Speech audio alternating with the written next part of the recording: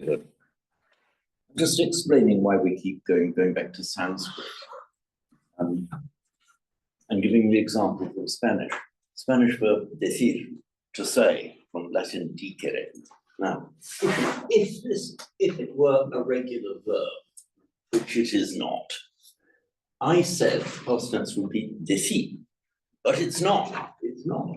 It is actually dije, I said. And when I was taught Spanish at school, nobody ever explained this to us, however wonderful our teachers were. Dije just looks like a wild irregularity, a perverse irregularity. How can this possibly become dije?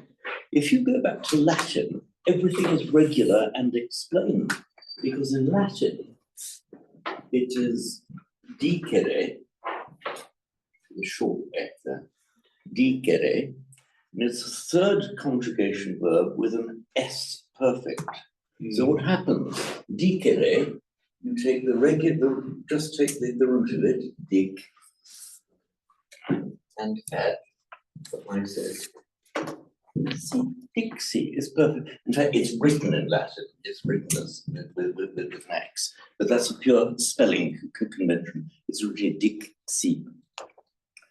And so if you understand it becomes dixie, then in Latin, by a regular phonetic mutation, you get to dije in Spanish. That explains it. It's not just wildly irregular. Mm-hmm. And for instance, a word like traer, to bring, I brought is traje. Mm-hmm. But again, that's wildly irregular unless you know this trahere, traxi in Latin. It's regular, that explains it. So much of what seems irregular in Pali, and we've got one in this verse actually. We've got a perfect example in this, in verse 4. So we're looking at the dative. So, well, what are we doing now again? Lily the silver or the grammar or the Latin? You're just looking at Lily the silver. Actually, we are. No. We're now transposing ourselves into ancient India and hearing these words as they are.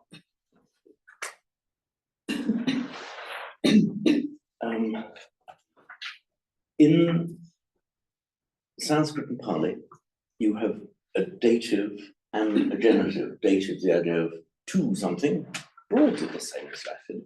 Genitive of something, broadly the same as of, or the apostrophe is in English, broadly the same. We have, I'm going to look at them both together actually. I'll tell you why. So we have Buddha, stem form. The dative would be Buddhaya, to the Buddha. So, and we have words like hita, meaning welfare, and sukha, sukha, happiness. Okay, so avoid translation. Hita, welfare, sukha. The Buddha, lokasa of the world, hitaya, sukhaya, deseti. He teaches for the benefit, for the happiness of the world. So this dative is often used as a dative of purpose. He teaches hitaya, sukhaya, and we have in the Bojjhanga Sutta that the Bojjhanga samvattanti nibbanaya, they lead towards samvattanti, they lead towards nibbana. So that's the dative.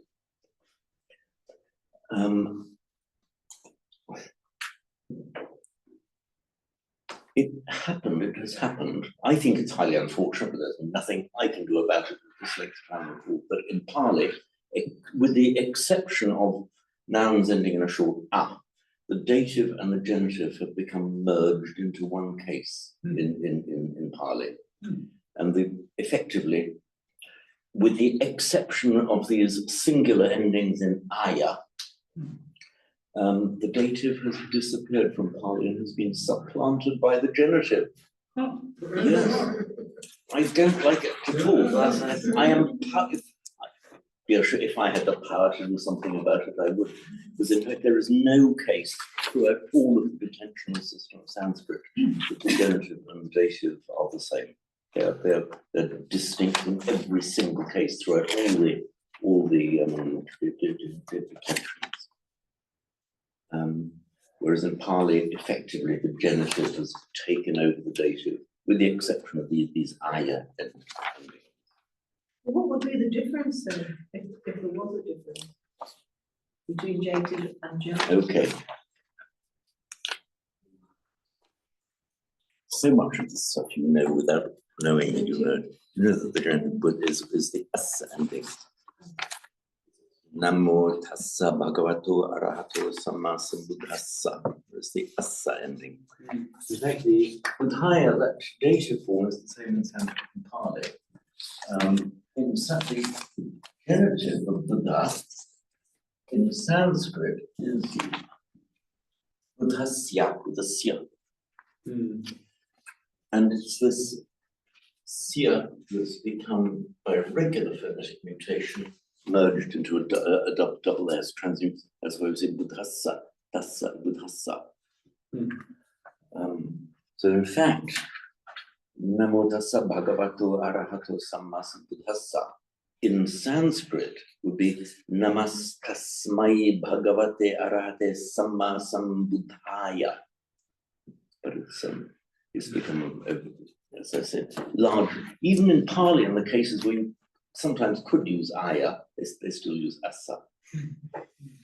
So there we are. So we need to know now for the singular, we're dealing now just neuter nouns ending in masculine nouns ending in a short a, which by far masculine neuters ending in a short a are by far the most common nouns and adjectives in the whole of the language. Just remember that the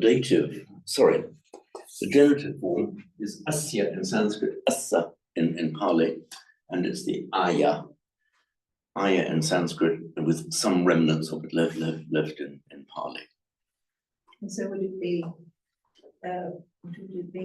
of the Buddha, the genitive, rather than Yes, the Buddha? yes.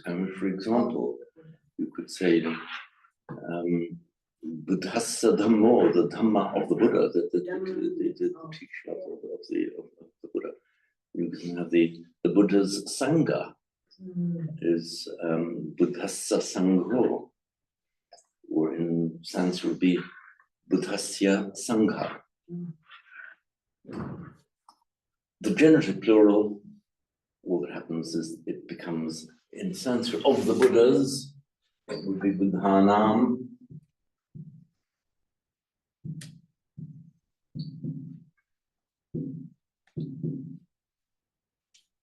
Anam ending. And it's the same in Pali, except the wrong anam in Pali, a short a in Pali. That is predictable because no word ever in any circumstances, they will strictly enforce this rule, no word in any circumstances is allowed to end in a long or im or in Sanskrit it can, and very frequently it does. In Pali, a word ending in an M preceded by a vowel that would be long in Sanskrit is automatically short in Pali. So, for example, the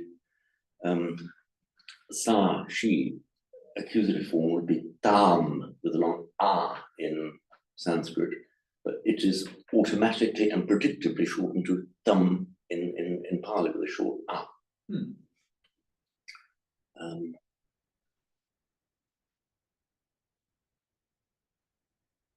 And some more examples will come to. Tell me, there are thousands of examples. As soon as I'm trying to think of them standing here in front of you, they go. But never mind. It'll come back, and it doesn't actually matter very much at this stage. One thing to remember is that the regular order of words, when you have, say, the Buddhas, the Sanghas, the Vihara of the Sangha. So we can, in English, we can put it two ways around. We say the Sangha's apostrophe is Vihara, or the Vihara of the Sangha. We can put it either way. In English, if we use the apostrophe form, that always comes before the noun. We can say the Vihara of the Sangha, but we'd never say of the Sangha the Vihara. We could occasionally poetry, I suppose. Normally you wouldn't. And we would never say the Vihara Sanghas. It would have to be the Sanghas, the Vihara, that's standard English. In Sanskrit and Pali, they almost always follow the same as the apostrophe S form in English. So the word in the genitive comes first. So Sanghasa Viharo would mean of the Sangha, the Vihara. That's the standard word order. It can be departed from. You'll see it quite frequently departed from in poetry, but that's just the standard word order. And a little bit like Latin, because the word endings tend to show what the position in the sentence is. You're much freer with your word order. In English, you can't be. You know, man bites dog, dog bites man. You know, you could switch those orders around in a language like Sanskrit, Pali, and Latin, because you know, man would be in either the nominative or the accusative, depending whether he was biting or being bitten, and vice versa with the dog. So in English, the meaning is held within the word order. Whereas in Sanskrit and Pali, as the same in Latin, to a certain extent Greek, you know, the ending of the word itself will indicate subject or object.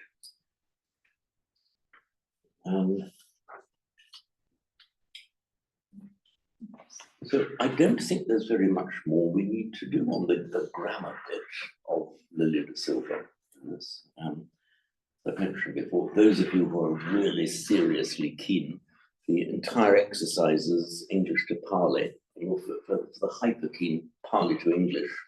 Sorry, other way around. Pali to English, I recommend that you do, but in English to Pali, those of you who are hyper keen, all of the lessons, the YouTube lessons I've done on Lily de Silva, I think I've done up to lesson 19 or 20 so far. I will finish them all. I do the English to all of the exercises in very considerable detail. So you just follow through item by item. I was just sharing the exercises. Some people have done them and they've done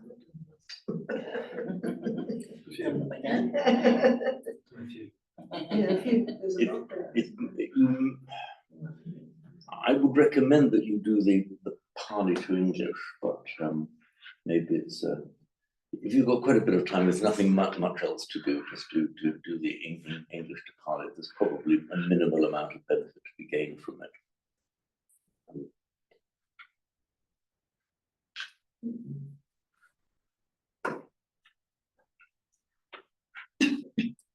So, by the way, as time goes on, the grammar becomes much more fun. There's more and more of it. These are the easy bits. Lily does sort of luring you in the easy bits. And those of you who are joining or even seeing recordings of the course I'm starting Samatawide in October, we do quite a bit more grammar at an early stage there. We're following the there and the look up. So, any questions about this little bit of grammar, and then we can proceed to the Ratana Sutta. Okay, any questions that come up at any time? I will answer. But by the way, is anybody here able to explain the meaning of the word sutta? No, it's got to do with thread, sutra. Yes. In Sanskrit, is it sutra? Sutra. This is another example that didn't come into my head now. So what happens? We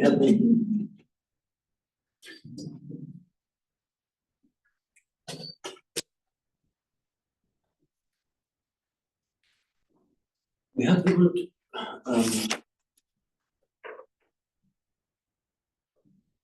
Su,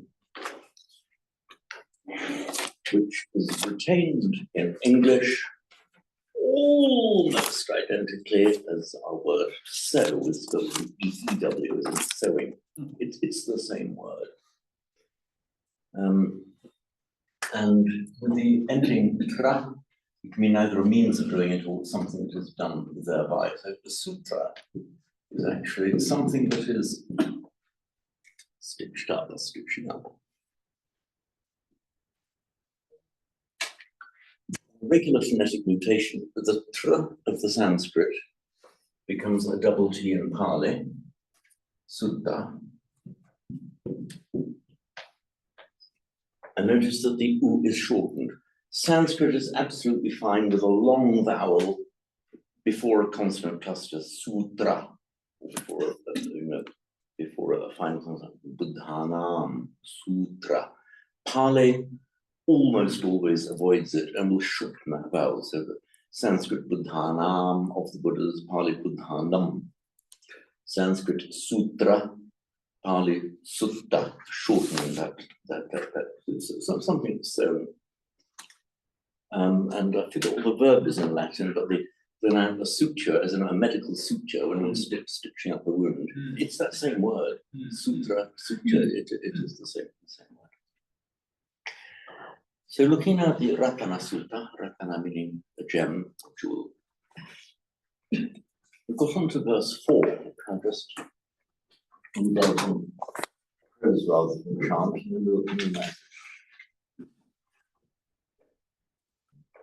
Khayang viragam amatam panitam yadajhaga sakyamuni samahito natena dhammena samathikunchi idam vidhamme ratanam pranitam. The second line is pretty much identical to the equivalent second line in verse 3. We'll analyze the one analyze the first line.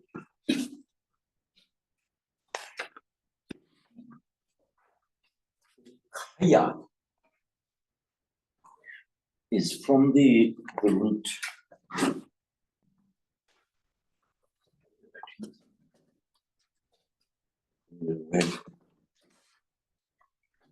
For those of you unfamiliar with this color coding system we use, to remind you, we're often writing up Sanskrit and Pali. So just to distinguish them, if I'm writing on the same board, Sanskrit is red and Pali is green. And I also do it in my edited texts online. So very often, rather than have to say, so and so in Sanskrit, but the Pali form is, all I will do is just write it like this, and everyone will immediately know.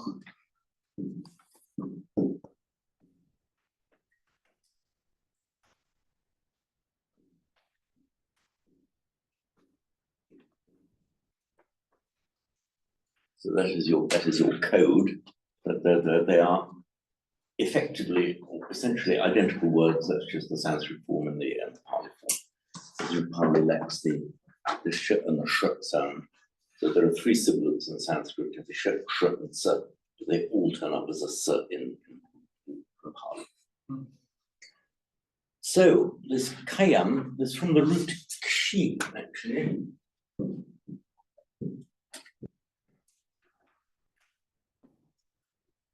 Meaning to basically to fade away,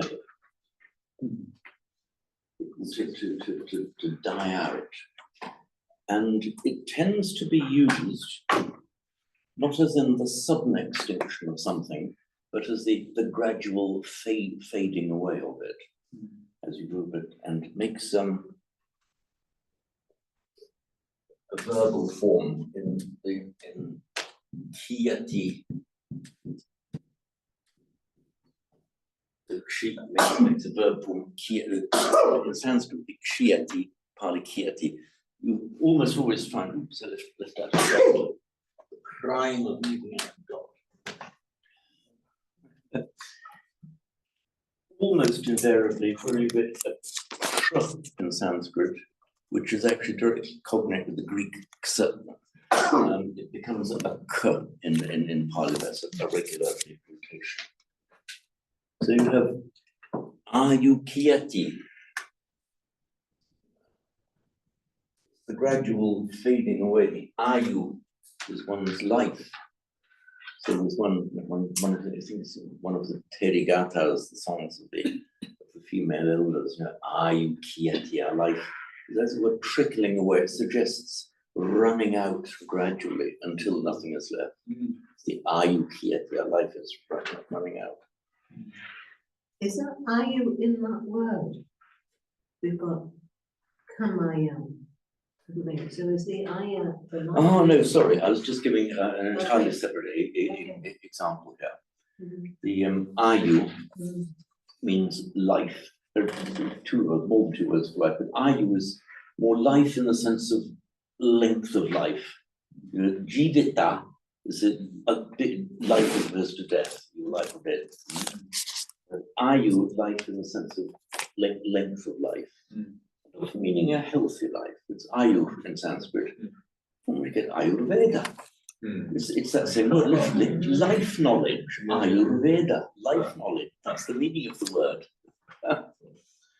And this ayu came into Greek as an aion, A-E-O-N. Sometimes you get a v and a y switch into Latin, comes aivus in Latin, as in age. Aivus, medieval, of the Middle East, and that's that same word as ayu. And the y and the v of Latin, then sometimes does via French, it's flipped into a g/j in English, so age. So our word age actually is directly cognate with ayu. There we are. So ayukyati, life fades away. And here, the very first word of this verse is kayam, which is just the verbal noun from the same word. So it means, I haven't translated it well here, but just cessation, destruction. That suggests actually a more violent thing. It's like a working on them. It can be used in a transitive sense that you're working so as gradually to eliminate them. Unless only one, maybe some here who've been fortunate enough to be able to eliminate all their cankers in one fell swoop. But for most of us, it's solid ongoing stuff. We're working on the kaya of the cankers. You get some etymology. I'll mention it, not that it's terribly helpful, but you get some etymologies that actually distort the sound a fair bit, but it's still there. For the kr in Greek, in Sanskrit, sometimes comes a th in Greek.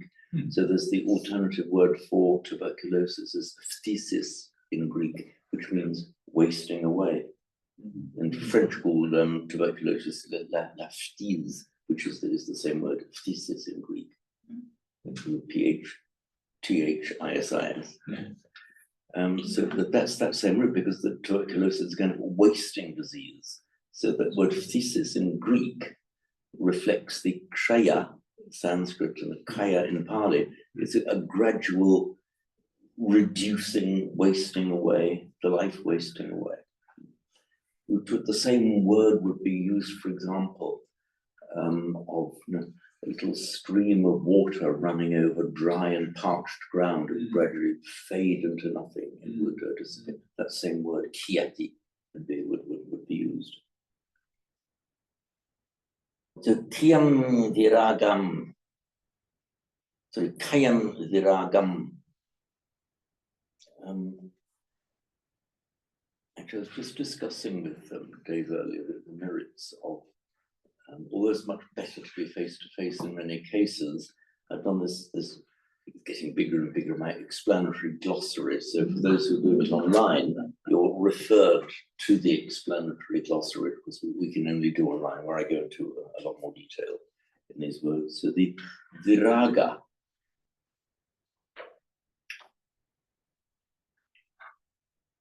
Viraga, very often translated as dispassion. And the prefix vi. And I'm sure you can remember the detail of what I said on the prefix vi. Yeah, move it away from. Yeah, okay. You get 1 out of 10 so far.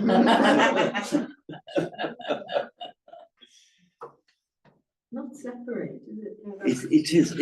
We call it. It's the separative prefix, but it's one of the most powerful tools you can have in a study of Pali, and it's exactly the same applies to Sanskrit. Not only for the building up of your vocabulary rapidly and easily, but also for feeling the force of the word, is to understand the prefixes and the force of the prefixes. And the prefix vi. Going beyond. Hmm? Going beyond. That's ati. All right. Ati is beyond. Is it seeing through, like separating? That it's the vi of vipassana. Passana means seeing. Vipassana. The idea is you're splitting the veil. You're parting the veil and seeing into something. There's that idea of splitting. You're seeing through a barrier to vision that was the vipassana. See? So our word insight actually on this occasion is a good translation. But the wonderful thing is one of the most exciting bits of prefix etymology is what it comes from. We've got the ancient Indo-European vi, meaning two, the number two. And that survives in the Germanic languages. I mean, our English word two, we still write it with a W, but it's silent. In modern German, you have zwei, Z-W-E-Y. In modern Swedish, you have två. It's written with a TV and an A with a modern Swedish.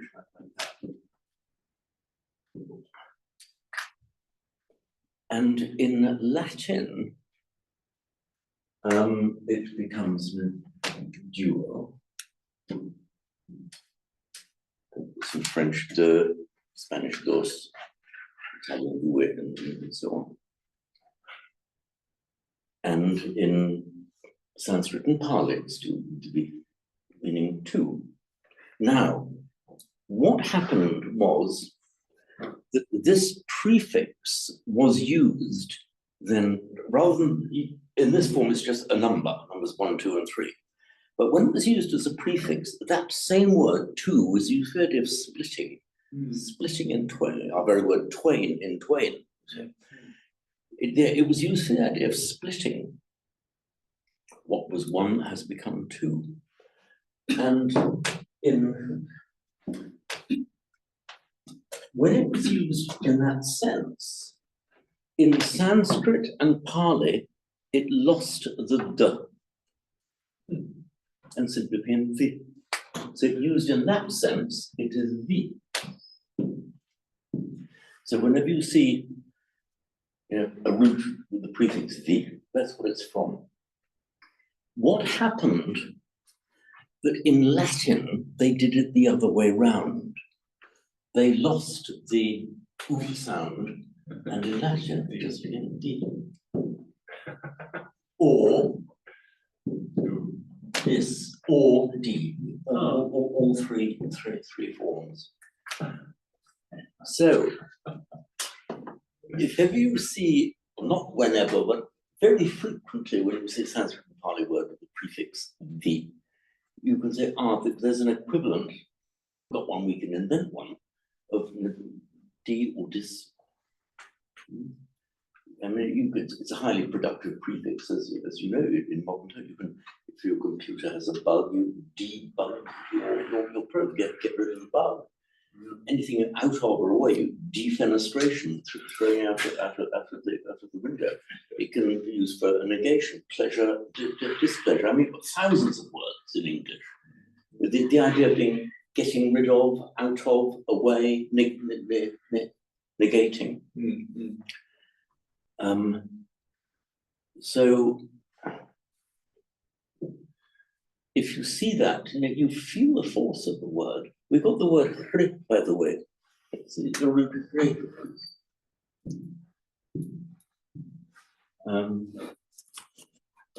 By the way, when those who want to wear, well, maybe David, when we use this mathematical square root sign, that's a sign meaning that we're talking about a root. Some roots in Sanskrit have a dual form. Sorry. Silly me. Mindfulness goes within. Okay. Hri, which is of course Latin ferre, English to bear, to carry. The hri as in harati, ahara, vihara is from that same root.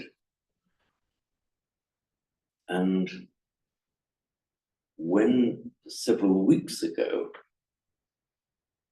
we had Chukun Samai and Luan Paul Sutiro and Mighty Flower in this class explaining vihara to them. So I don't think they'd spotted it before. Wonderful to tell the Thai monks what the word vihara really means. And it had puzzled me for a while. Why does a vihara mean a vihara, like a monastery? Because why? You take yourself away. It's like your private space. You're in the marketplace, in the street, engaging with people. Your vihara is you take yourself away into your private place. As I looked at it in that way, it was entirely obvious. Let's translate it into Latin, and you can de-bear yourself. De-bear yourself, you carry yourself away into your private space. So, is the V there the prefix in vihara? It's the same one. So is the prefix to hara, which means Hara literally on its own would mean taking. taking. Yeah. And the word for food, ahara, generally means it's dynamic movement towards. It's that which you take into yourself. It's the ahara.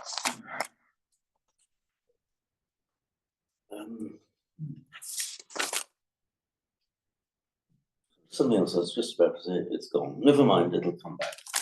We'll never be short of things. We'll never be short of things, even if it's left my mind. So now look at this next word, viragam, the second word in the verse. So it's getting rid of your raga, or being in a state where you are deragad. Incidentally, the word raga is cognate with our English word rage, rabbia in Italian, and then rage in English. You also have the g very frequently. So the viraga is you are dispassionate or deraged, literally, if you etymologically try the word deraged, that sense of passion is taken out of you. The origin of this word actually, ragan, ranj, is there? I know it's important in Sanskrit, I just wanted to. No. The origin actually is coloring, incidentally. It is very interesting because the idea of if you are in a state of passionate excitement about it, it's whatever it is coloring what you are inside. So that's the imagery that is used. And a strong attachment, rather than viraga is we've got rid of it, the anuraga, that prefix anu, so just following along, going with, so the anuraga is your mind has got colored, your entire process of thought, your chitta has got colored by whatever the object of desire or hatred is, it's the same. And you see the mind is following it, and it is coloring your mind and affecting the actions. That's the anuraga. But the viraga is where you decolor your mind, you get rid of this coloring and let your mind be, as it were, pure and uncolored by whatever is the object of desire or hatred or aversion, whatever it may be. Can I just add a bit there? Just from the Bhagavad Gita, there's 3 types of people, dominated by sattva, goodness, raja, excitement, energy, and tamas, darkness. Yes. And then in the Gita, it sort of shows, it prescribes all kinds of characteristics of the food they eat, Mhm. and the dwelling. No, that's something else. But it refers to the ragas as It's the same. a kind of person. That's why the medicine or whatever is to counteract the fundamental type. I think sattva is sweetness, goodness. Sattva is from, well, we have this in satta in Pali, it just means being. Mm. And, It's just and if I can yes. pure being, purity Pure or purity, right? The pure being. Tamas is darkness, ignorance. It relates a little bit to anger and delusion. You know, the What Buddhist sort of rajas three types, mean. yeah. Like we Yeah. say, there's greed, hate, and delusion types. Yeah. But in the Gita, it's like goodness. What would it be? Hatred, anger, and delusion. But anyway, it was just that same word is used, and it's the basis for a lot of further, kind of teachings, if you like. How to. I'm glad you raised that, Bronnie. Yeah. It is that same root. Mm, It is that root meaning mm, colouring. Yes. Mm. So So to the be, sattva, the to, pure being, yeah. the rajas is Yes. the colouring. In other words, your chitta, your Mm, emotions are coloured by whatever it is you're dealing with. Tamas is the darkness. That wonderful Heaviness. Hindu term, tamasoma jyotirgamaya, from the darkness lead us to the light. By the way, we have, we all know the word gata, meaning gone, from the root gam, gata, gone. Middha is a word meaning drowsiness or sleepiness. In the Karaniya Sutta, we have, whenever you are vigata middho, whenever you're middha, your drowsiness is vigata, is gone away from you. In other words, you are freed from it. Yavatassa vigata middho. It's the same V. And you're going to find it again and again. Pretty much as commonly as D and this in English via Latin. So kayam viragam, the making to fade away, the dispassion, amatam pranitam, the deathless, the sublime. Amatam. Sanskrit has this here, this vowel, this the R with the dot under it is a vowel in Sanskrit and treated as a vowel. We aren't quite sure how it was pronounced. Either there's a r sound or as a r sound. In modern India, they tend to pronounce as a r or r sound. So you hear them saying Sanskrit. Some say Sanskrit, but it's the same vowel. But it's treated as a vowel. The vowel doesn't exist in Pali. So we have the root mri, meaning to die. It's the same as our English word mortal, Latin mortis, mortal is the same word. So the undying, or the undead, it makes its regular past participle by adding a ta, so mrita, and you negate it the same way as the Greek negating alpha. You know, we do it in modern English, atonic, anaerobic, anorexia, so with a or but an before a vowel. So anorexia just means not having an appetite. So amrita makes it look zombie-like as the undead.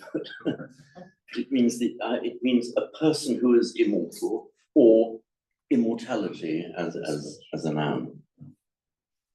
And so yeah, it's used where we often see in translations as the deathless. It's sometimes that is the in Pali amata. So Sanskrit amrita. But because Pali doesn't have the r, it becomes another. It can sometimes become very helpfully, I'll tell you, the r in Sanskrit sometimes comes a, sometimes comes e, and sometimes comes u in Pali. In Sanskrit. You'll get used. You'll get used. Don't you worry about What that. does it mean in Sanskrit? Literally undead, therefore deathless, undying, and as an abstract noun, the immortal, the deathless. So Amrit on its own, sorry, is meaning Sorry? Amrit. Yeah, On that's its a name, own. isn't it? I mean, as the name, there's a It's very name, important, isn't it? Isn't it? there is a Hindu name, Amrit. Yes. It's pronounced like that simply because in the modern languages of northern India, not in the south, Mhm. but the modern languages of northern India, notably Hindi, Marathi, Gujarati, Bengali, they don't pronounce the final a. Mm. So what is Amrita in Sanskrit becomes Amrit. Because the Sikhs, a lot of their rituals Amrit, centered yeah. around Amrit. Amrit, it's But that it's same word. sugar. It's the same word. Yeah. Yeah, but it's referred to as sugar and sweetness, but it is the elixir of life. and Okay, to it distill also has that meaning, yeah. needs to be, I'm just saying that I thought, because the Sikh rituals refer to the stirring and the, Hmm. I don't know, have you ever been to a Sikh ritual?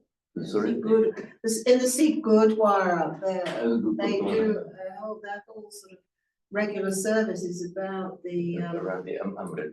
creating of Amrit Yeah. and then the sharing of Amrit and so on. But it's almost like a sacred essence. Okay, People fine. then So- it's like communion. Indeed, it often treated like that. So the story behind that is the actual academic etymological root meaning of the word is Yeah. the undead, the undying, and the deathless. And then by extension of meaning, it has come to mean the ambrosia, which is the nectar of the Nectar. deathless. The actual word itself. And there's an alternative word, same in Sanskrit and Pali, Amara. Again, means from that same root. It's undying, you get called Amaro, for example. And you get Amaravati, the abode of the deathless. But it This is also means Marana the as well. elixir. Sorry? Marana, Marana. Elixir. Jara Marana, from that same root. So you get that one root to die. And you can, there are multiple ways in Sanskrit and Pali of forming verbal nouns from verbs. Sometimes they have the same meaning. Sometimes that they don't. We do the same kind of thing in English, remember? But for example, from the verb to receive, you get, I don't know how many, you just make the ordinary verbal noun receiving. You can get a receipt, you can get reception, all from the same verb, but with different meanings. You might have the reception hotel or getting a good reception, you get a receipt for money paid. So they're verbal nouns from the same verb, but the meanings have become specialized. You mentioned Marana. Again, there's a slightly specialized meaning there. There's a subtle differentiation of meaning. It's worth looking at that because you see it a lot. You have in Sanskrit, yet another way of forming a verbal noun is adding a tu to the end of it. So mrityu in Sanskrit means death. You also have marana, both from the same root. Mrityu, by the way, becomes matchu in Pali. Marana is the same in Sanskrit and Pali. You will normally find that matchu is used for death in the sense of the status of being dead rather than being alive, just death. Whereas marana is more the process of dying. And we have dukkha as the jara marana, the old age or the decay and dying. So what is the dukkha? The Buddha was not saying that the status of being dead is of itself dukkha. It's the marana, which is the dying, the process of dying. He was saying was dukkha.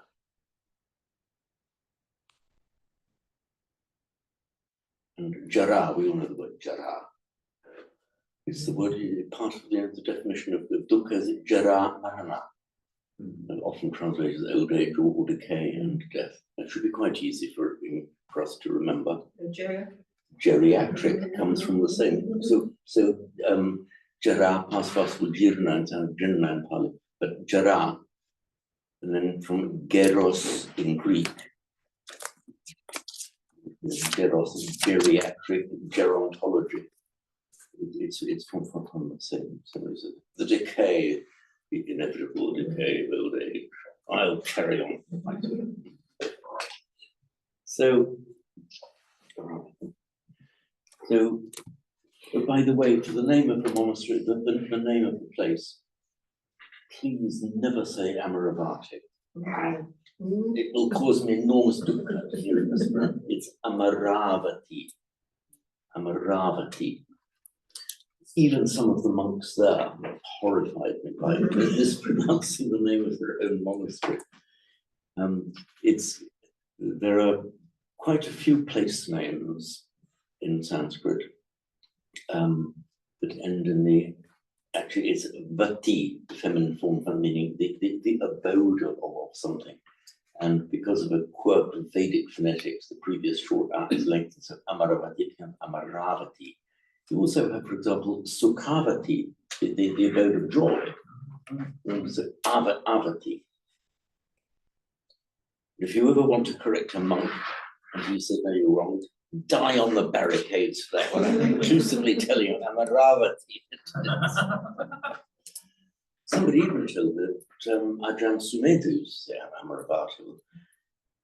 I mean, I could scarcely believe it, but even if it's true, I just felt sad that a man of such venerable antiquity and age and seniority in the Dhamma should be mispronouncing.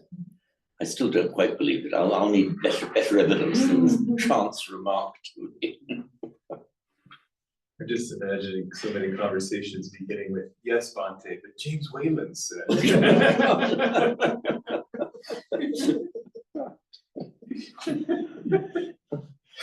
So, Anitam.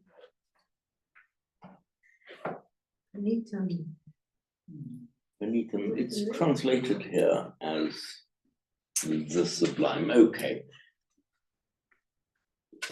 In this text that I've done, some of you have, but you all have on your computers at home.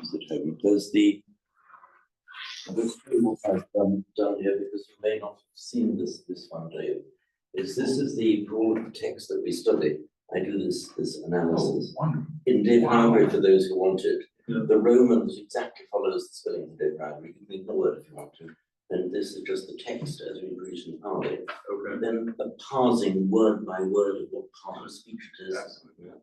And then this is the bit that I don't quite like doing, because this is the one where you kind of force it, solidifies it, force it into a one for one. Yeah. But you've got to do something. Right. And for example, my mighty Pali scholar hero, Bhikkhu Bodhi, pity he's an American. Anyway, there it is. The wonderful Bhikkhu Bodhi. But he has to do the same. And he does these translations of the suttas, where it's effectively got to be one word equals one word. He knows better than anyone how much you lose when you're doing that. So here, Pranitam, the sublime, with reluctance, I invoke the sublime. It means that kind of thing, But actually, it's got a much more homely meaning. Much more homely meaning. It's brought out, as in, for example, led out. That which the best of the food that you bring out and place before your guest. It's from the root ni. meaning to lead. It makes, by the way, it's identical in Sanskrit. It makes a verbal noun, naya, which literally means leading, naya. If you wish to have a set of rules that will guide the monks away from evil, all you need to do is the separative prefix, vinaya now, you see? Literally the leading away, the guiding away. That's the underlying meaning of that word. It's the set of rules that it keeps you away from doing evil or keeps evil away from you. It could be interpreted both ways. So vinaya, leading away, guiding away. From the past participle is regularly formed. The most regular and common formation of the past participle in Sanskrit and Pali is just to add a ta to the root, and it mostly works without more ado. It doesn't always work, but it mostly works. If there are deviations, they're mostly quite easy to learn. Like, for example, from our root gum, to go, we would have expected to see the past participle ganta, the m becoming a, sorry, the m becoming a n before, so we've expected to see ganta, but it's not. The nasal drops out, and that's where we'll get the word gata, just meaning gone. And I was explaining the vigata midhu, if you drowsiness is vigata, you've got rid of it, got rid of your drowsiness. So the root, so not the root, the prefix in Sanskrit, pra, in Pali, pa, in Latin, pro, and in Greek as well, pro. And in English tends to be for, or forth, as in going forth, speaking forth. It's the idea of bringing it forth, bringing it out in front of people. So this pranita, in Sanskrit, but it's with a pra, which has been maintained in Greek Latin, the pro, but that just becomes a pa in Pali. Pranita, literally led forth or brought out. Why does it mean sublime? Because the imagery is, if you have an honored guest, you bring out for your honored guest the best of the food you have, whatever. You can honor your guest with the best of what you have, that which is brought out. So this word, then, pranitam, is often used, translated as the sublime, but it just, again, you know, that it misses it a bit. It basically means that kind of thing. But this underlying imagery, the very homely imagery of bringing out the best for your on a guest.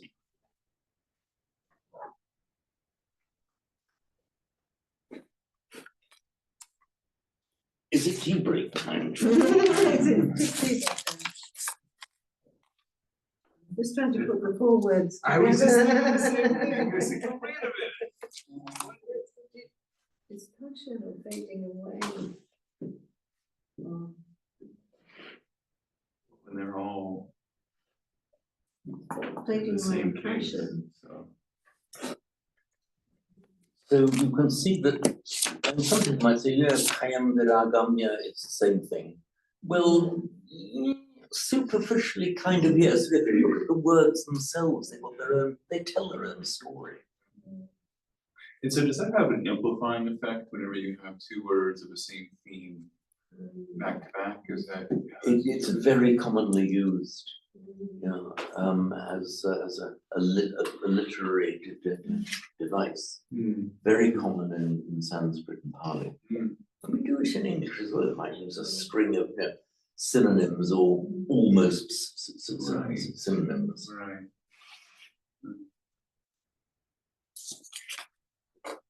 Ji-young, in Korean, would you do the same kind of thing? Do you use several words of almost the same meaning to give effect to what you're saying?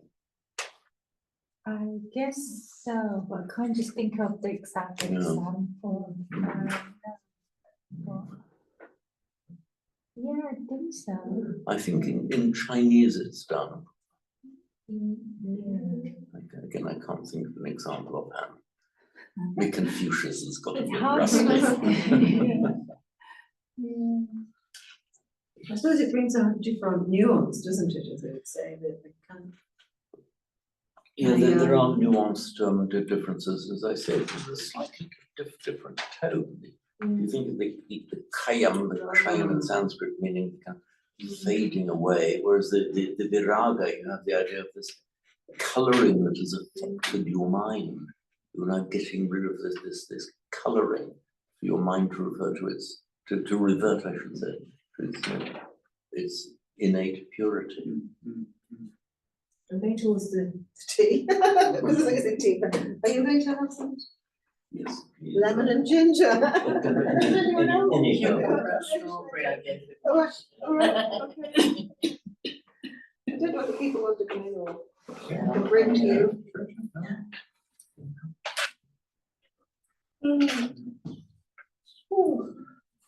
It's a recording for the tea break. Pause. Debbie, This resumes after the tea break. It's when I send out the weekly email about what we'll be doing this year, I attach the link to it. Unfortunately, because you can see it's just the iPad propped up and pointing forward, it's not nearly the same quality that you could get with a Zoom recording. So this basically is just meant for somebody who's missed a class and trying to catch up. Okay. I've actually added them all now to my study resources guide, which the next edition is due to reach you all quite soon, with a note, a cautionary note saying it's basically to help people catch up. But these recordings I don't particularly recommend as a study tool. The quality is too poor.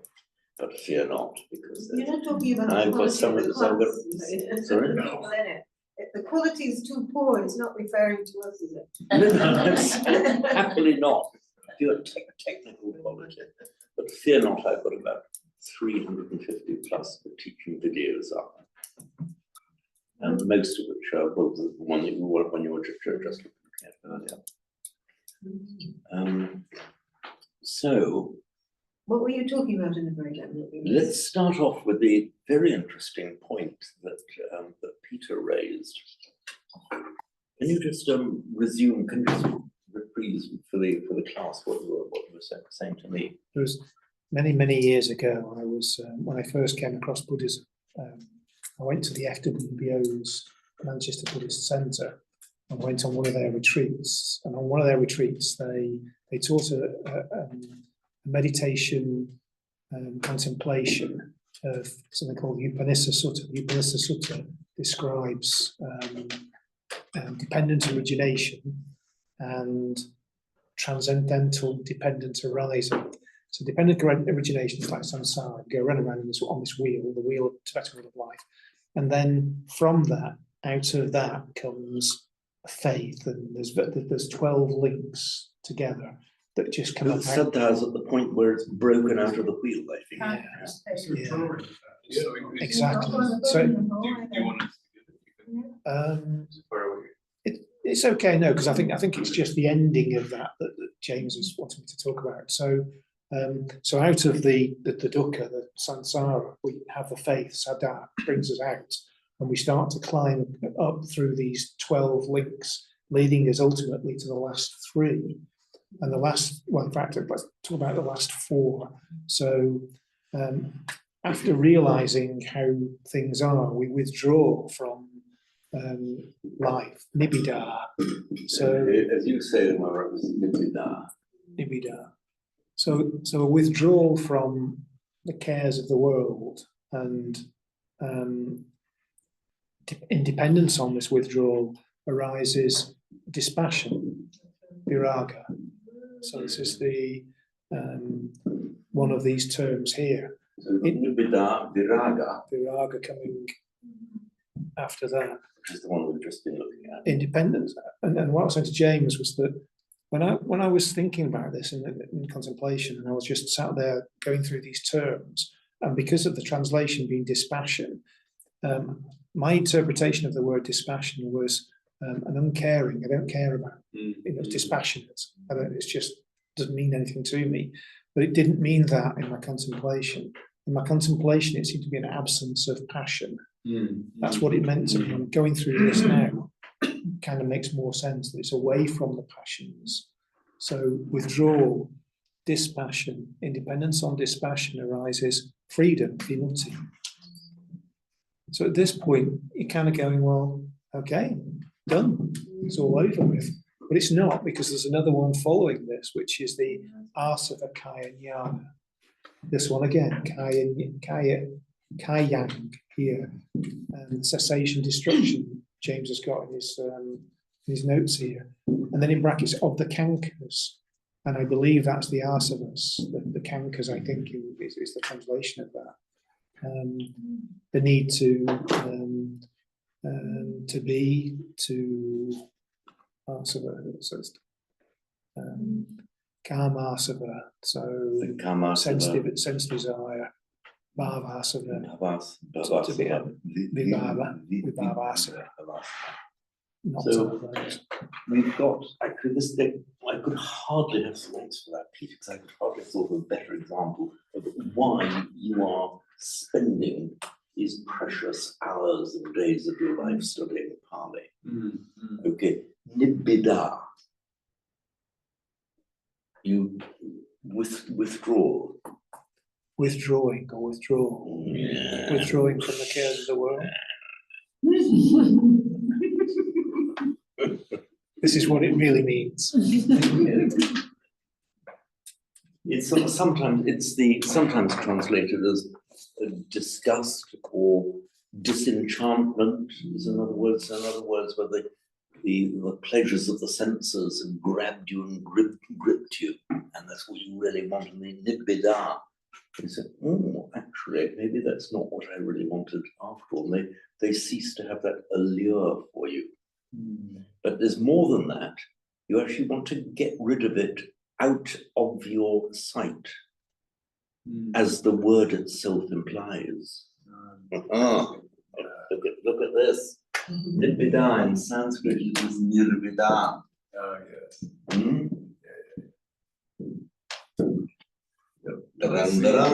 Our favorite root, vid, which means it's a combination of seeing and knowing. When it came into classical Sanskrit, it more had the meaning of knowing.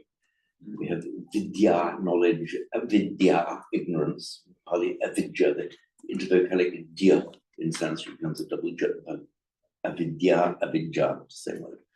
So nir just means out or away, like booting something out or blowing out.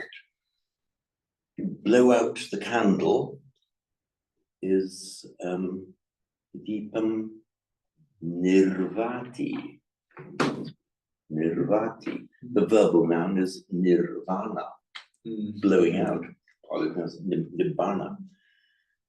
So what does nirvid means? It means to exclude something from your knowledge. Don't want to know about it anymore. Not interested anymore. Right. That's the underlying root meaning of that word.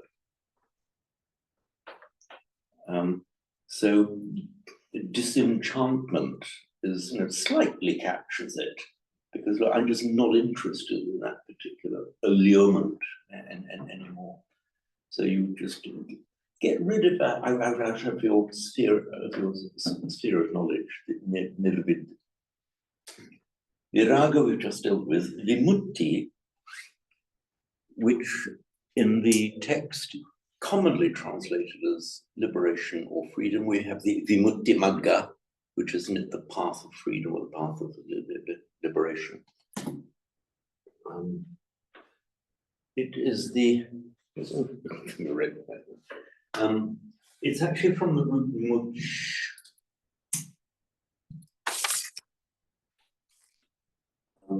And that root much is, the imagery is if you are, say, holding a captive bird, which is releasing something out of the hand.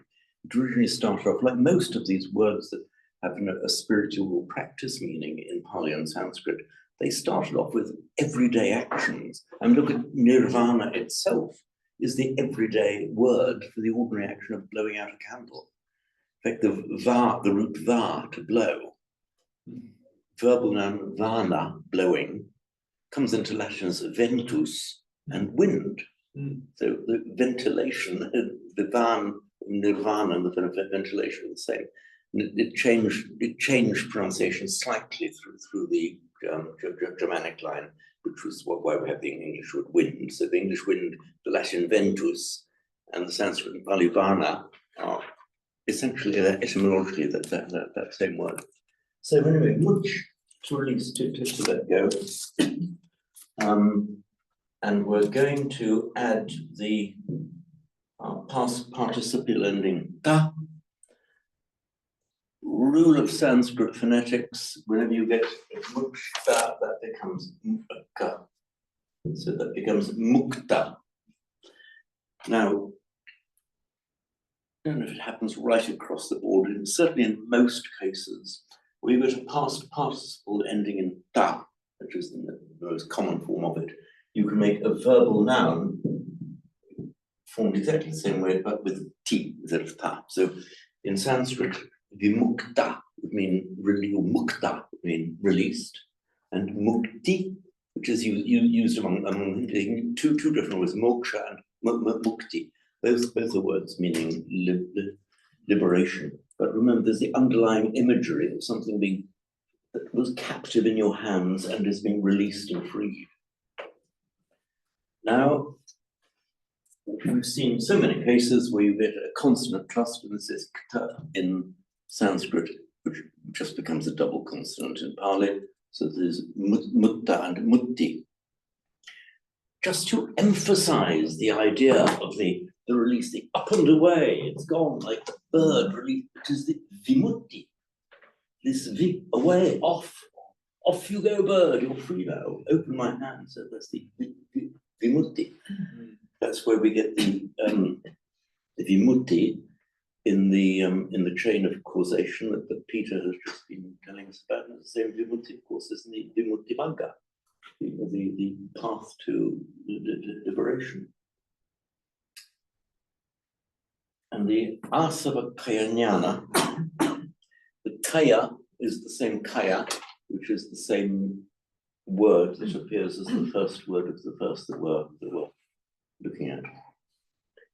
If you desperately want to know, I'll explain why it's a double K in Pali. That is a reason for it. So the asava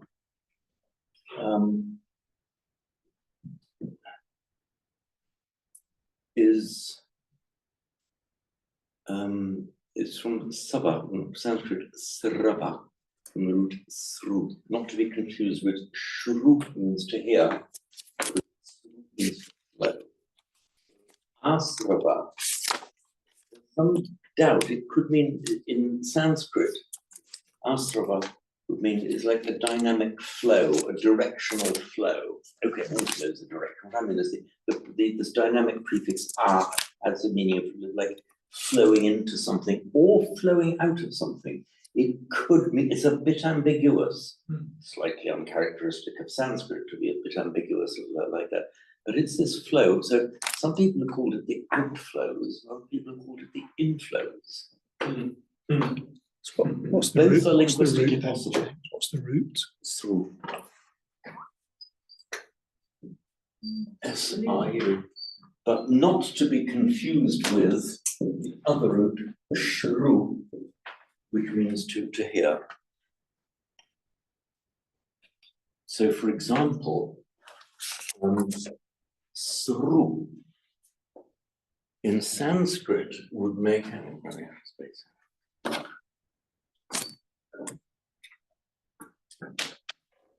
Sru. The sru makes a srava as a verbal noun, it's a regular. So asrava is a flowing either in or out. in Pali, where you get a long vowel followed by a consonant cluster, what normally happens is the vowel is shortened and the consonant cluster is made into a double consonant. So normally you would have expected not asava, but asava. However, it does often happen that you retain the Sanskrit long vowel and just make a single consonant. So this asava is going to be the dynamic flowing. In fact, it's the imagery is very similar to the influence. Influence means flowing in. So some outside influence. That's the meaning of the word. It's flowing in, flowing into. So that is the asava. That's like the things. I think, I mean, I tend to prefer the inflow idea, but I cannot stand and say that those who prefer the outflow idea are wrong. That's a personal preference. It's like influence, things that are flowing into you. The desires, also the outflows, something you particularly like or you particularly dislike, then you will have the effect on your mind, which produces an outflow from you, the act that you do. Maybe you could hold both meanings in your mind at the same time. It's a dynamic flow, a flow that affects you as it comes in, and indeed affects you and the world around you if you let it out. So this is the asava. The word sru. Sometimes you get a change in the vowel. When you strengthen the vowel when you put the past particle on. So the word for that which has flowed or started to flow in Sanskrit is srota, meaning and in Pali doesn't like a word beginning with a sr, so it just becomes a s. So if you're a sotapanna, you're a stream enterer with apanna, the sota, that is from that root. So srota, Pali sota, meaning a stream, that which flows. So if you're a sotapanna, you're into the flow, you're into the stream. So all from that same root, asava, so sotapanna and asava from that same root through to flow. By the way, don't confuse it with from the root shru. Pali has lost the other sibilants. This S that we write with the slash on top is the palatal sh sound, with the tongue in the same position as the j. It's a sh, shru. So from shru, for example, we get somebody who hears, a listener, is in Sanskrit shravaka, and in Pali, Supatipanno Bhagavato Savaka Sangho. That's the word. It's the Sangha, the community of literally listeners, meaning disciples, those who listen to it.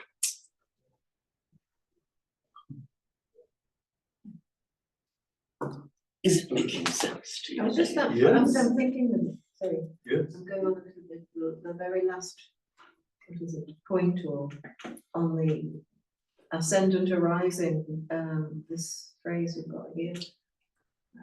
The I'm just trying to Asava get the feel for it, I've got the dynamic inflow. Okay. The Asava Kayanyana. Kayanyana. This Kaya, Jnana, of course, just means knowledge. Oh, knowledge. Yeah, Oh. in Sanskrit, jnana Yeah. is the jna, which in English is, well, it's the same word in English, isn't it? Except we write it with a kna, when we say no, we write it with a k. Write the k, but the k. So jna, an English word kno, Latin gnoska, Greek gnosis, knowledge, and Latin cognoscere, for example, it's that same jna or kna root. But in Pali, they don't have a jna, it just comes in jna. So the Sanskrit, it's written like that. the root is, it's actually written as a jnya, it's pronounced jnya in Sanskrit. By the way, if anyone's saying, well, how do we know how it was pronounced in Sanskrit? The answer is we've got some pretty good evidence because you can find all over the internet modern Brahmins chanting the Vedas, and they have meticulously preserved the purity of their chanting. And how can you tell?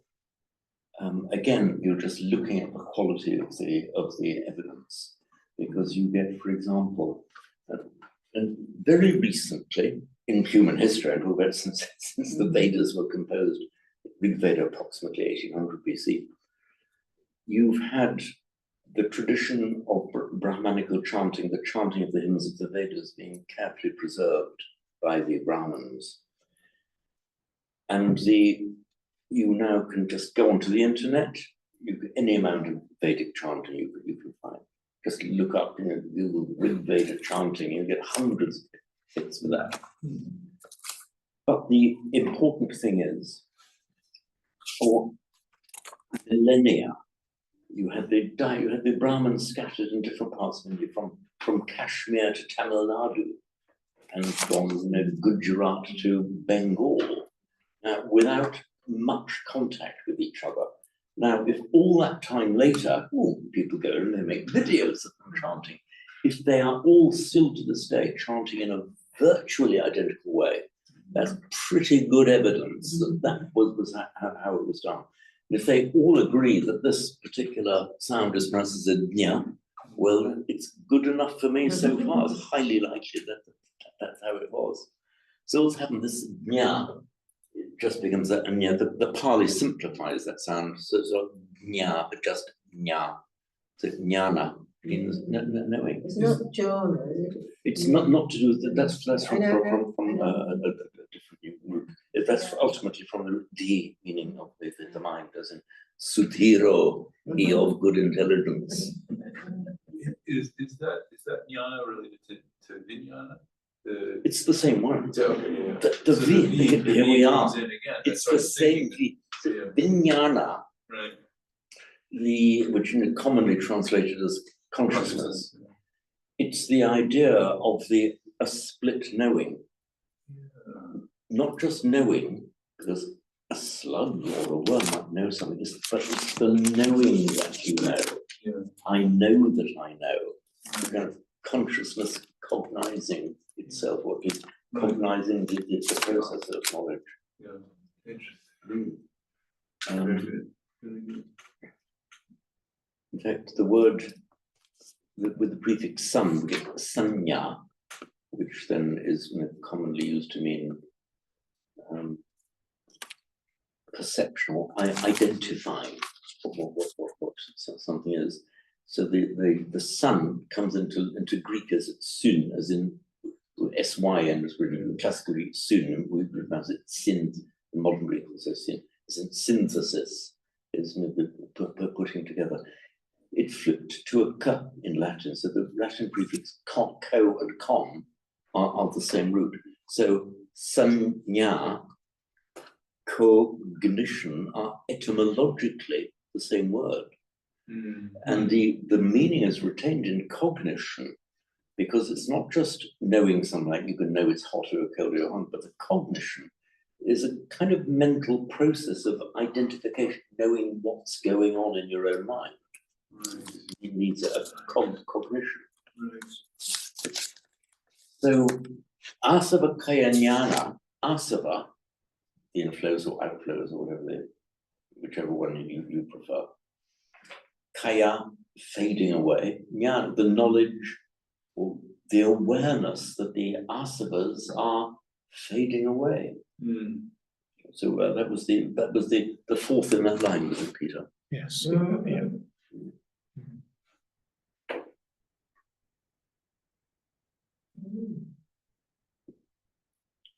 So, any questions arising?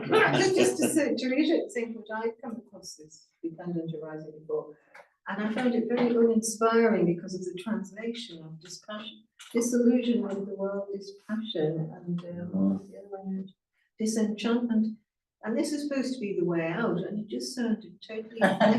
Just that awful You know, instead of bland, like, doesn't it? kind of, you know, reaching out and sort of, but with the translation, it's sort of given that sort of dynamic energy and forward moving to something, you know, beyond, but the way we translated it a little bit, I think Peter does it, you know, dispassion for the world, I think. Yeah, I they are a found little it- bland. You know, not Most very- of it sounds very. It was dreamy. theoretical and it didn't have the effect, but that's where an example of knowing the poem and the, you know, It the does. evolution of the meaning, changes it really. The English flattens it and That's my mission kind in of life. deadens it. These bland translations can come over a bit like, you know, Victorian poet writing about the countryside, like Tennyson's lines written above Tintern Abbey. Not that I have anything against Tennyson, but rather the poetic bland way of expressing doesn't have the punchiness of the Pali. If you go into Pali, there's such direct physical imagery there as part of the strength of it. So what was the other one you mentioned something? I was going to ask you before the others came back in. You were mentioning something. What was I mentioning? Oh, was it ragas? The ragas, yes, thank you. That's it. So this raga from the root word meaning a colour, and by extension the mind getting coloured, and full of passion, either wanting or aversion. In English, we have this idea that you seeing red. The expression if you see red means you get violently angry. And Angie was mentioning ragas in the context of Indian music. So the raga generally does mean the passion or the emotion that the music generates. So that's no coincidence. So the meaning of raga there is that same meaning, because certain styles of music are meant to generate a certain emotive response. That is the raga that the music is designed to generate. So yeah, it is no coincidence that they call the ragas. In modern Hindi they call it rag, but that's simply because of the phonetics of modern Hindi. The other Northern Indian languages are not pronouncing the final a. That's why they do it bud, rag, bihar. Sometimes the verb becomes a b. The Bihar state is the state where all the monasteries were. There were so many Buddhist monasteries. So the Bihar state, Bihar, is pronounced in modern Hindi. So many links there.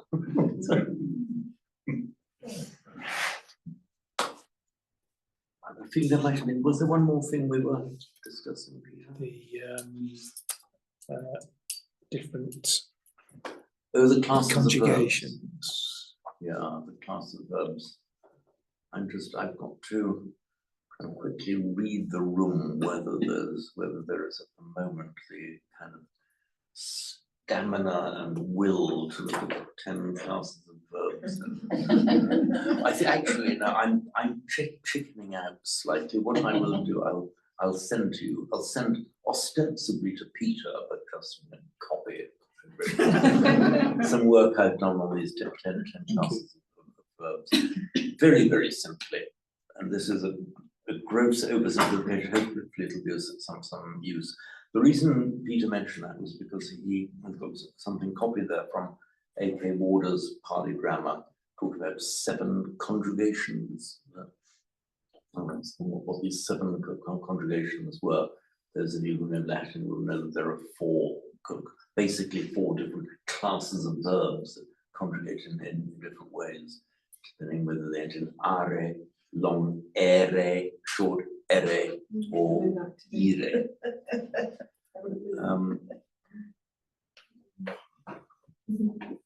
Basically, I won't totally chicken out of it. Let's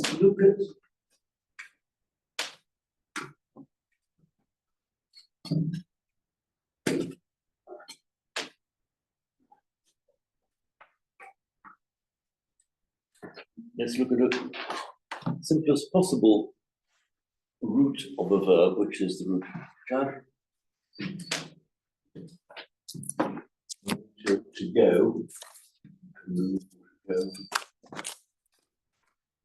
I said before, if that chances to look like our modern English word car, it's because it is the same word.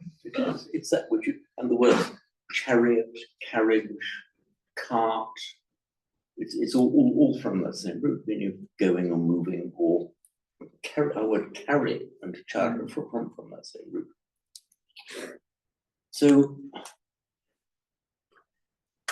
third person singular, he, she, those is just read the ati ending to the root.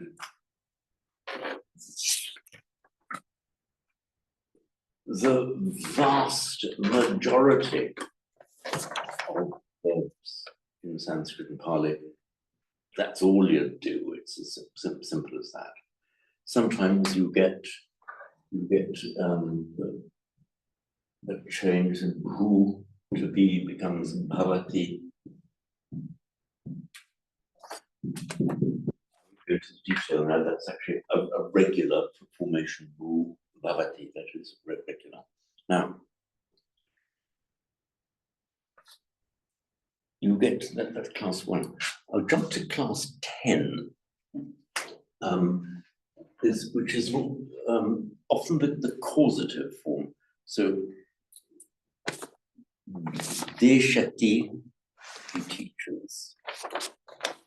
In Sanskrit, or he points out, deshayati is the causative form, or a more transitive form of it. All that happens is instead of the ati ending, you get the aya, ayati. So charati, he goes, and then you lengthen the vowel. Charayati, causes to go, makes go, sends off. That's called a class 10. You also get a class 4. Class 4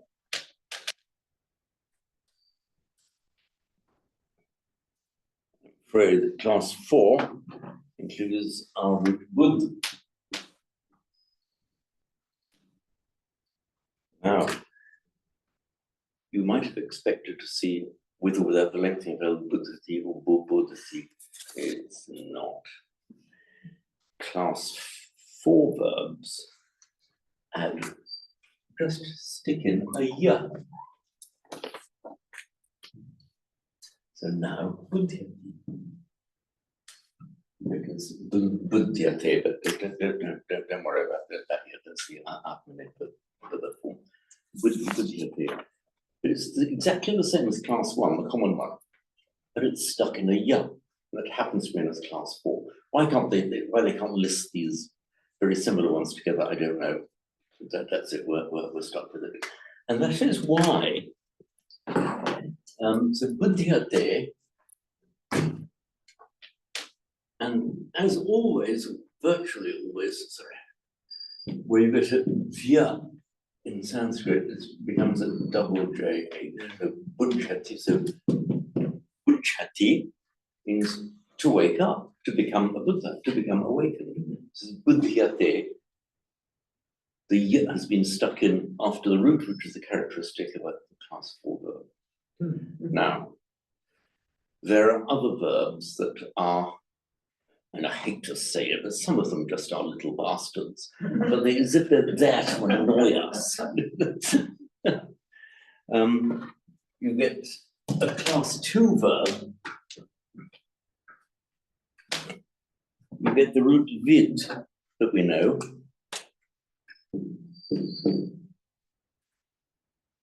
And you want it to be either vidati or vidati. It's not. Class 2 verbs don't have an before the ending. So what happens is you vary the vowel root vid to vid. That's all. And you add not the ati, but just t. So he knows this is Sanskrit. In Pali normally doesn't bother, it makes makes it regular. Vidati would be in Pali, they regularize it. But again, there's another change because we can't have the d and t together in Sanskrit, which is why that becomes Veti. Occasionally you will see Veti there in Pali as well. I'm going to give you one more example just to show what happens. And that is our word, the word we've just been looking at, nya, to know. Now that is a class 9. I find class 9 quite a dignified class, isn't it? They have their own little characteristics. So the root normally used for as a paradigm for the class 9 verb is kri. There is another one which is nya, our word nya, to know. So kri. What are you going to put? Kriyati? Kriyati might have sounded a logical way, kriyati. No. Class 9 verbs insert na before the ending. Dran, dran. They just do. Okay. So he, she, is krinati, in fact, it's a krinati from the root kri. Now, I'm going to give you a slightly irregular class 9 verb. The only reason I'm doing this is because it's a very common verb. Janati, he knows. Janami, I know. Why is it that? Okay, it's the root nya.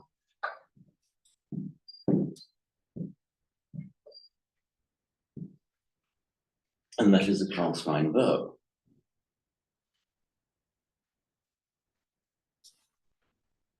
So, he, she, or it knows. You want to put in the na. And then the T. But I'm going to put an asterisk there because that's not actually the form. So if it were a regular class 9 verb, it would be nya nati, as in kri nati. What happens is, in Sanskrit, that nya drops out, so it becomes janati. And it's irregular. If it were regular, it would be nati, but it's slightly irregular that nya drops out. Yeah. So that's how you get janati, that accounts for this interloper of a na there, which would be otherwise inexplicable. Is there a reason why the cases, you said there's 10 cases? Now, cases, remember, are nominative, accusative, genitive. Got the right word? These, No, I mean, the 10 types of verbs. these are the different conjugations that we call them classes in Sanskrit. The different ways of, you talk about declining a noun or an adjective with your cases, nominative, accusative, genitive, and so on. Whereas verbs, you conjugate your verbs and have different conjugations depending how the verb behaves from its root. Now, there are 10 of these. I'll just show you one other from the root kri. Kri to do. There's a class 5 verb, so you get karoti.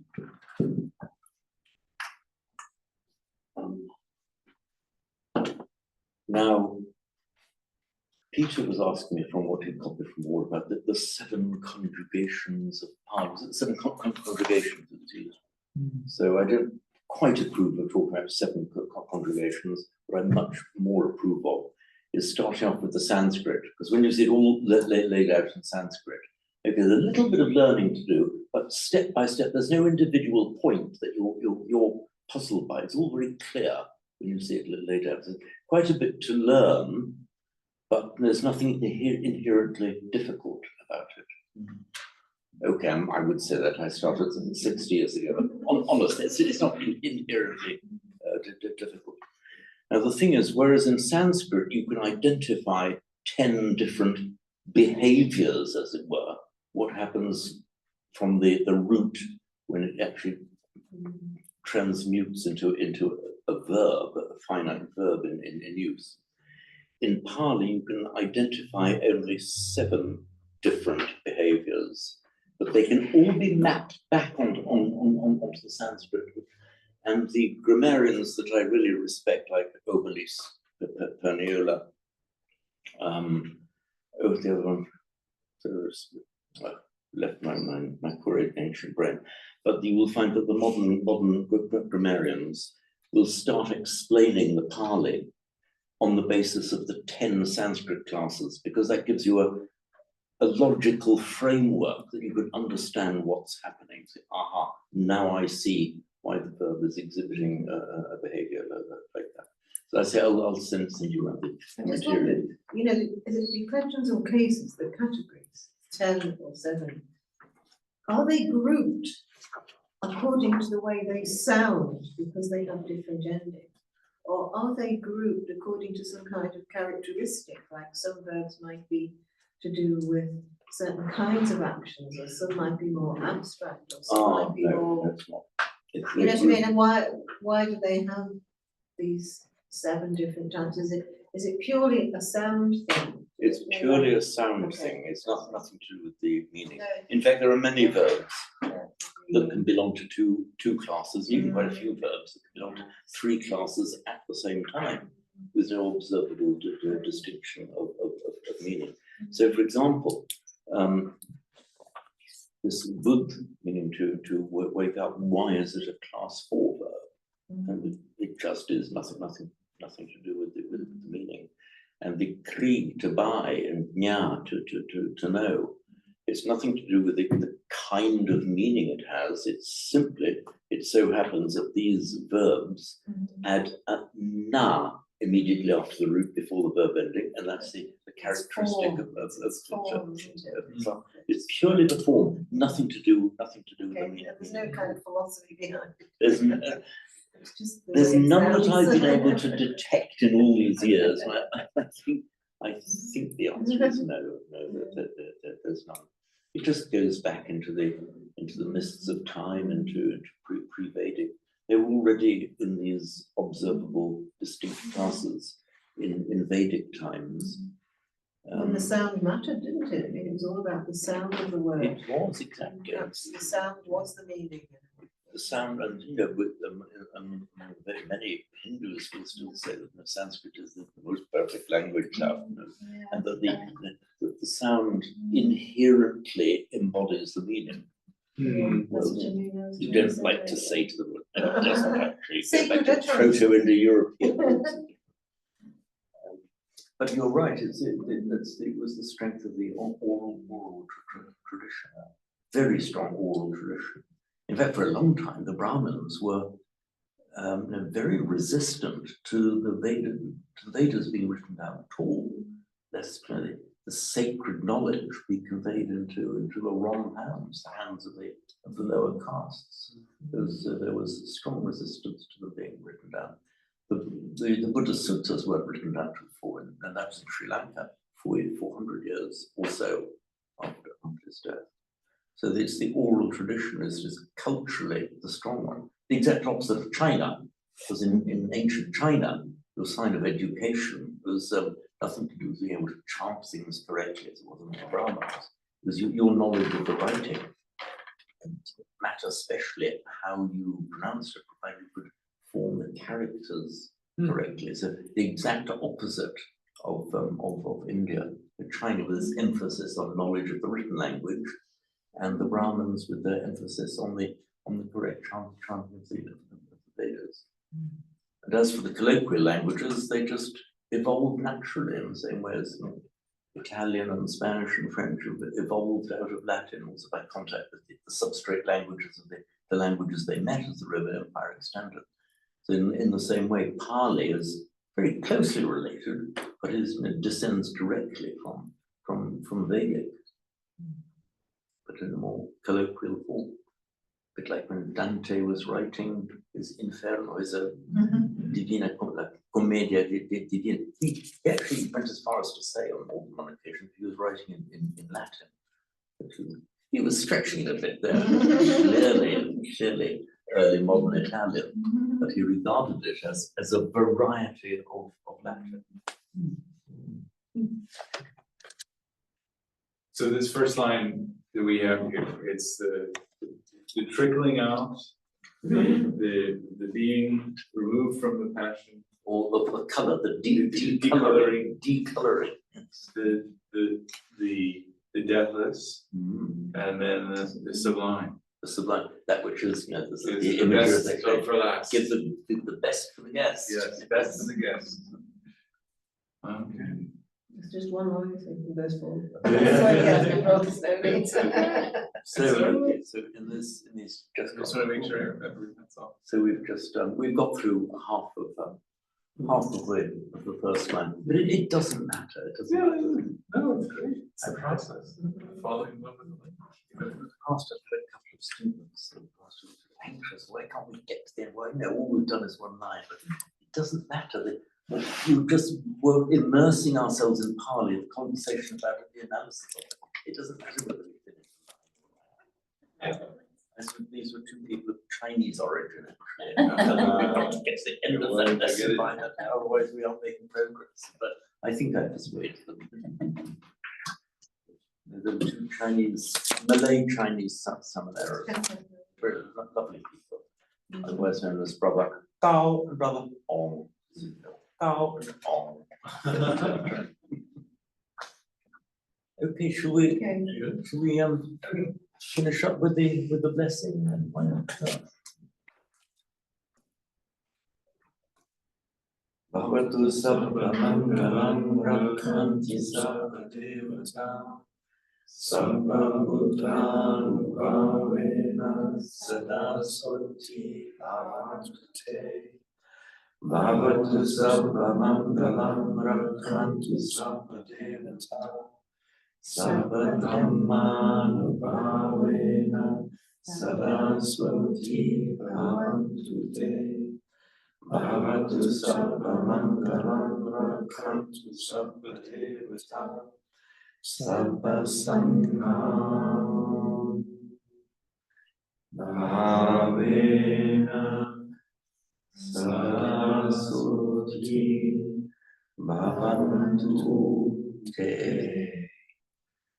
Sadhu, sadhu, sadhu.